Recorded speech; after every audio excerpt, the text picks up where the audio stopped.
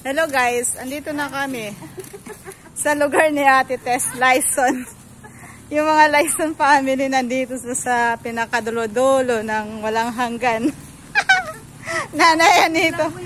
Nay, andito na kami. Nay. Hawakan mo.